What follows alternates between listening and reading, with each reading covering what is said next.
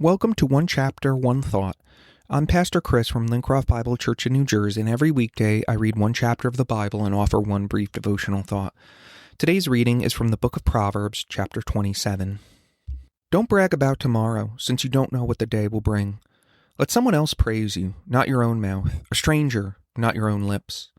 A stone is heavy and sand is weighty, but the resentment caused by a fool is even heavier. Anger is cruel and wrath is like a flood, but jealousy is even more dangerous. An open rebuke is better than hidden love. Wounds from a sincere friend are better than many kisses from an enemy.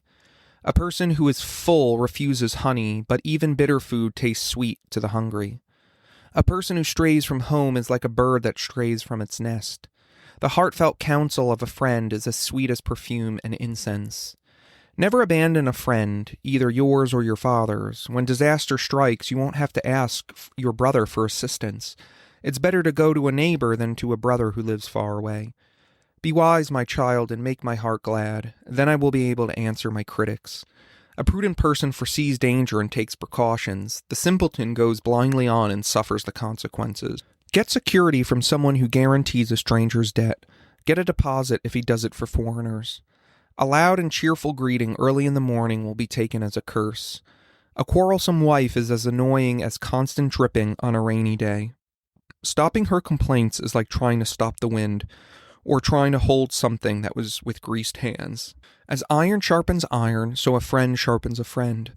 As workers who tend a fig tree are allowed to eat the fruit, so workers who protect their employer's interests will be rewarded. As a face is reflected in water, so the heart reflects the real person. Just as death and destruction are never satisfied, so human desire is never satisfied. Fire tests the purity of silver and gold, but a person is tested by being praised. You cannot separate fools from their foolishness, even though you grind them like grain with mortar and pestle. Know the state of your flocks, and put your heart into caring for the herds, for riches do not last forever, and the crown might not be passed to the next generation. After the hay is harvested and a new crop appears, and the mountain's grasses are gathered in, your sheep will provide wool for clothing, and your goats will provide price of the field, and you will have enough goat's milk for yourself, your family, and your servant girls. One thought. Wisdom requires forethought and planning, and we see that come out in various ways here in Proverbs 27. Verse 12 says, "A prudent person foresees danger and takes precautions. The simpleton goes on blindly and suffers the consequences." As a review, the book of Proverbs lists 4 kinds of fools, and one of them is the simpleton.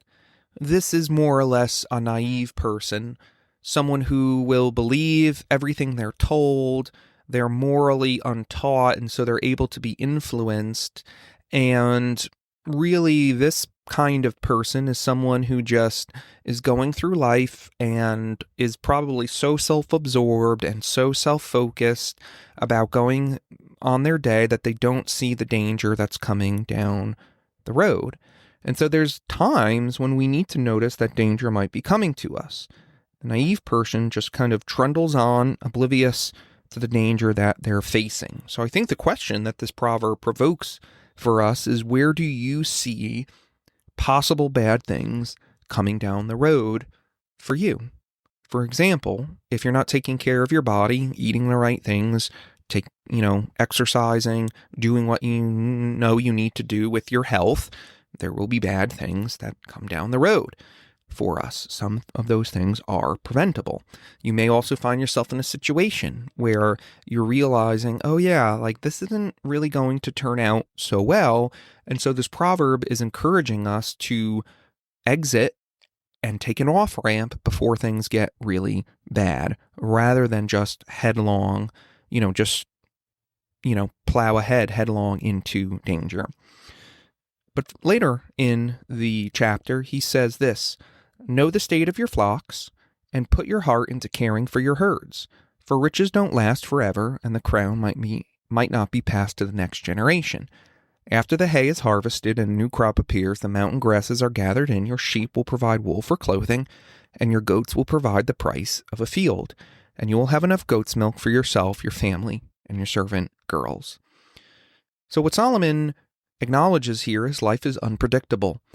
We can't bank on our bank accounts always being high. We don't know what the future holds. And so we need to know the state of our flocks. What he's saying here is that a successful life requires diligent oversight, knowing the state of your flocks as a shepherd. These, and these proverbs here, these verses, they're not merely about farming and agriculture, but he's talking about, sheep are what produce for a shepherd. So what are the things that produce for you? Is it skills? Is it knowledge? Is it relationships? What is that which is producing for you and your family? And are you cultivating those skills? Are you paying attention to those things that are producing for you? Are you nurturing those relationships? That's knowing the state of your flock. If you're a leader, do you know what's happening in your ministries or on your team?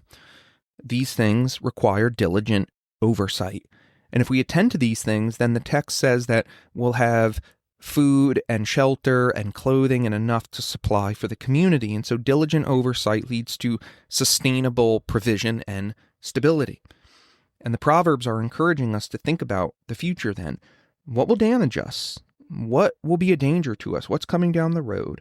But not only should we avoid danger, but thinking about the future, what are the things that we can invest in now which will pay off later?